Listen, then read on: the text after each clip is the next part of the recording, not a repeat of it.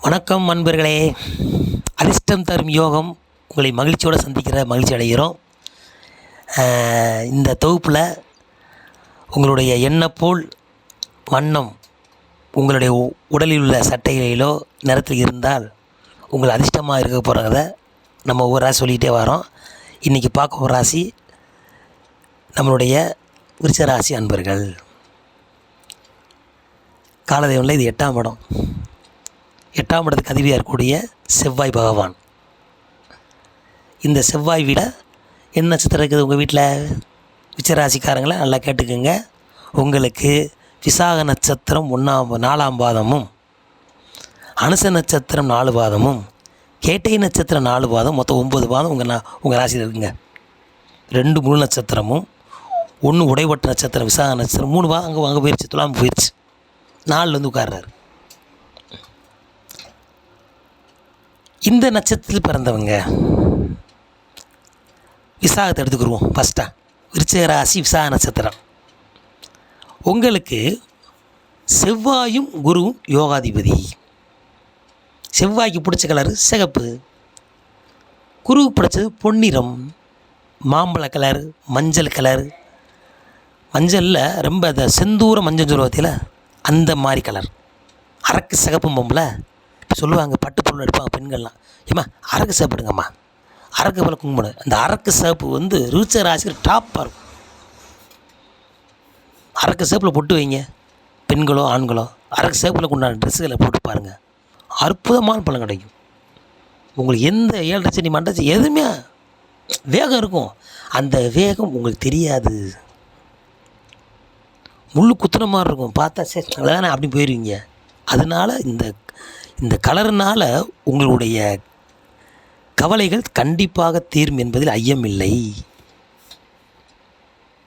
அதனால தான் இதை நாங்கள் சொல்லிக்கிட்டு இருக்கோம். ஒரு ராசியாகும் எப்படியாவது அதிர்ஷ்டம் கிடச்சிடாதா, எப்படியாவது முன்னேற முடியாதா, எங்கிட்டா ஒரு கிடச்சிடணும், எப்படியா நல்லா இருக்குன்னுங்கிறத ஒரு போராட்டத்தில் ஏதோ நல்லா நடந்துடா ஐயா. விருச்சிக ராசிக்காரங்களுக்கு பிறந்தது சோதனை ஐயா.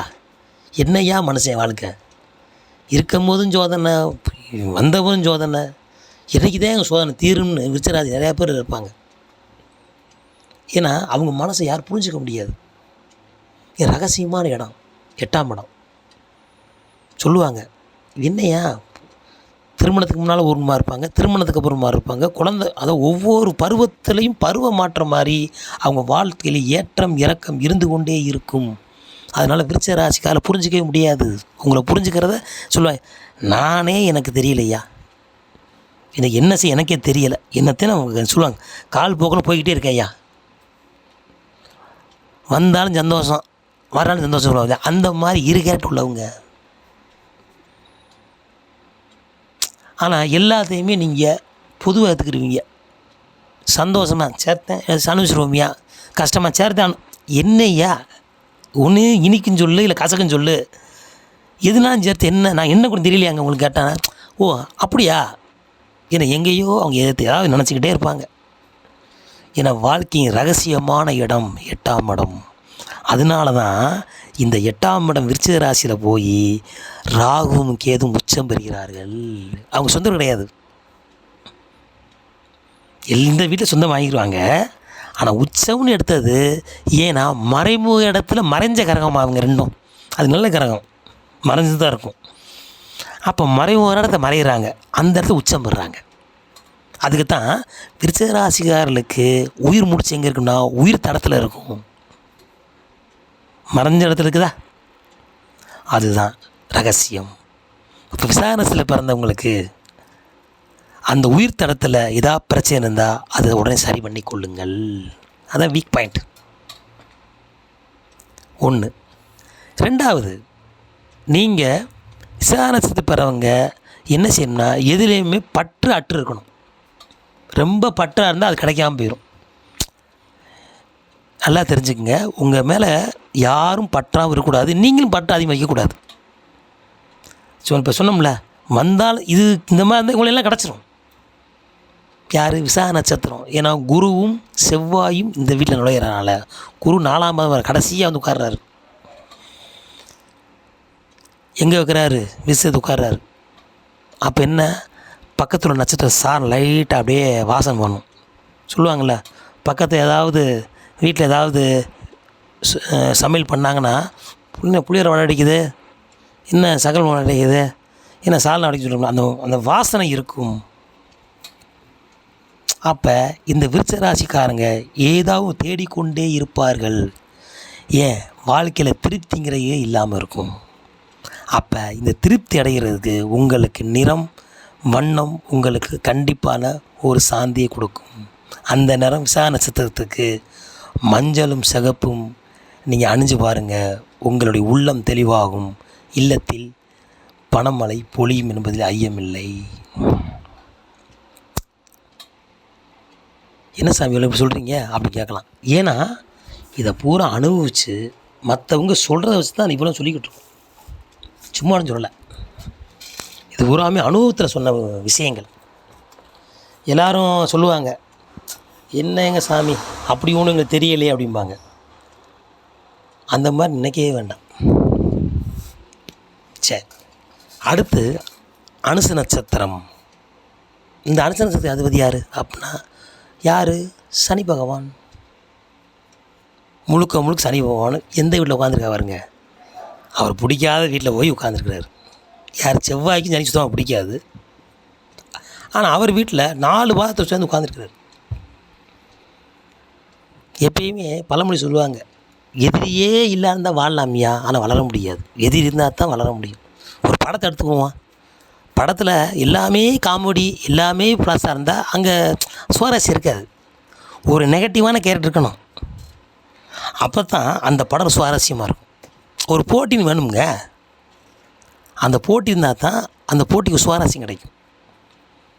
உனக்கும் கப்புதே உனக்கும் கப்புதே. இப்போ கிரிக்கெட் விளாண்டுக்கிட்டு இருக்காங்க, உனக்கும் கப்புதே உனக்கும் எப்படி ஜெயிக்க முடியும்? யாருக்கும் ஒரு ஆளுக்கு கப்புதையா அப்படின்னா தான் அது சுவாரஸ்யம் இருக்கும். அப்போ தான் விரும்பி பார்ப்போம்.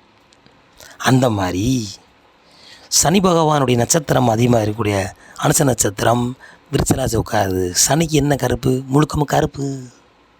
அது முழுக்க முழுக்க சிவப்பு. அதுக்கு அனுச நட்சத்திரம் கருப்பு கொடுத்துடாமா? என்ன கருப்பு கண்டிப்பாக செட் ஆகாது.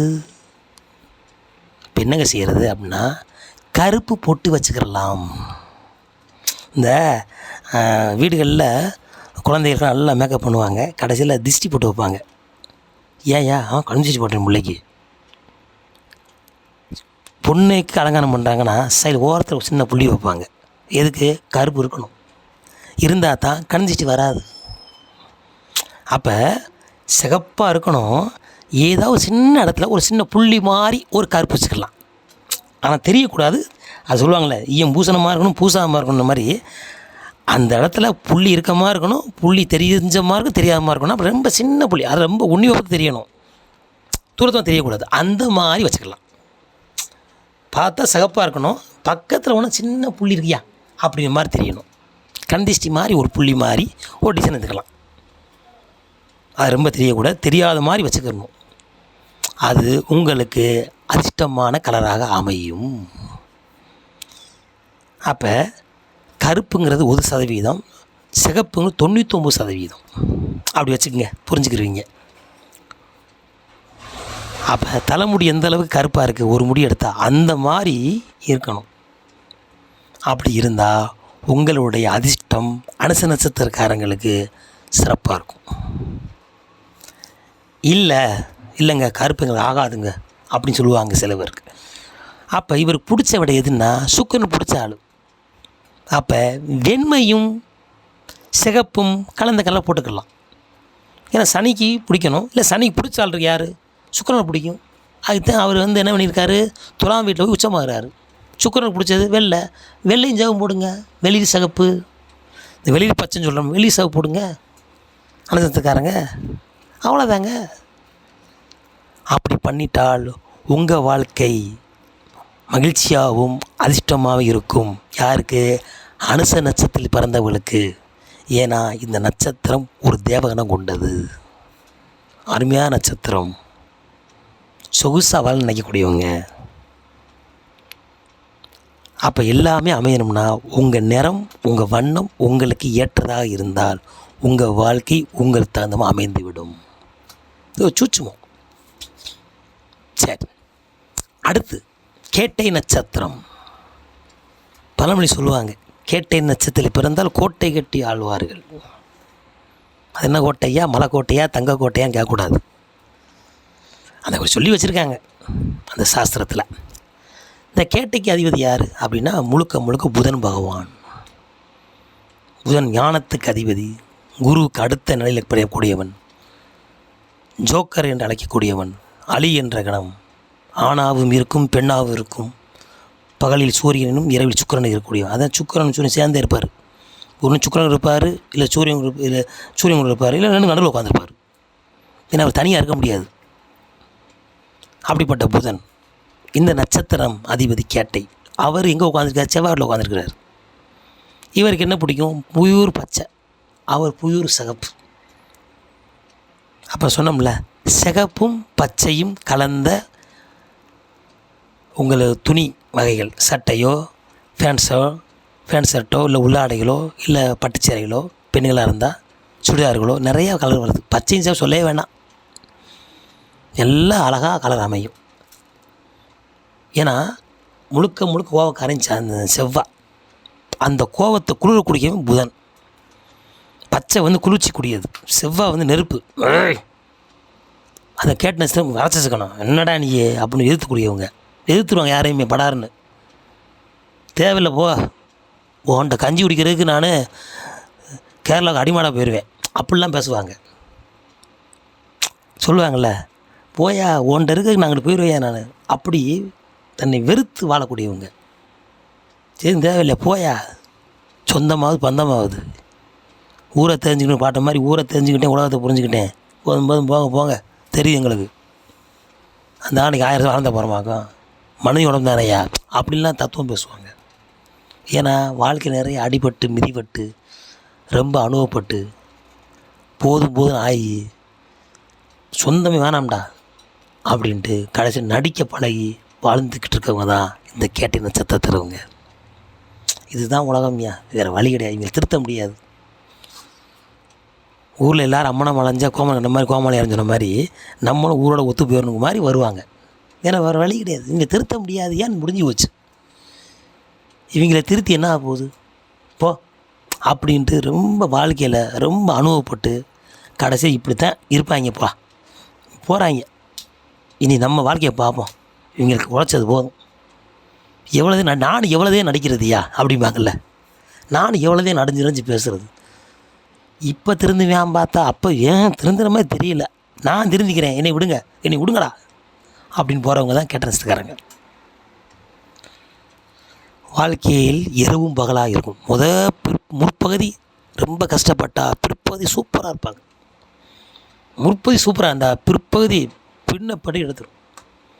விருச்சிகராசி பிறந்த பாருங்கள், நிறையா பேர் பாருங்கள், முதல்ல ரொம்ப சிரமப்பட்டவங்க பின்னால் பயங்கர வளர்ச்சியாக இருப்பாங்க. அசுர வளர்ச்சி மம்மல்ல, அது விருச்சிகராசிக்காரங்க. சாதாரணம் கிடையாது, அதான் ரகசியமான இடம். அது திடீர்னு முன்னேறிடுவாங்க. ஏன்னா பொன் புதையல் கிடைக்கிற மாதிரி உங்களுக்கு யோகங்கள் அமையும். புச்சுன்னு வந்துடுவாங்க. அப்படிப்பட்ட நட்சத்திரம் கேட்டை நட்சத்திரம். உங்களுக்கு பிடிச்ச கலர் பச்சை அண்டு சிகப்பு வாழ்க்கையில் என்றும் அதிர்ஷ்டமாக இருக்கும். நீங்கள் வழிபாடு கொண்ட தெய்வம் மீனாட்சி அன்று திருச்செந்தூர் சுப்பிரமணிய சுவாமி வழிபாடு செஞ்சுக்கிட்டா உங்கள் வாழ்க்கை அற்புதமாக இருக்கும். அதனால் விருச்சிகராசி நேயர்களே, உங்கள் நட்சத்திர அதிபதிக்கு தகுந்த மாதிரி உங்களுடைய வண்ணத்தையும் எண்ணத்தையும் உங்களுக்குள் அடக்கி கொண்டால் உங்கள் வாழ்க்கை மிகவும் செல்வச் செழிப்பாக இருக்கும்.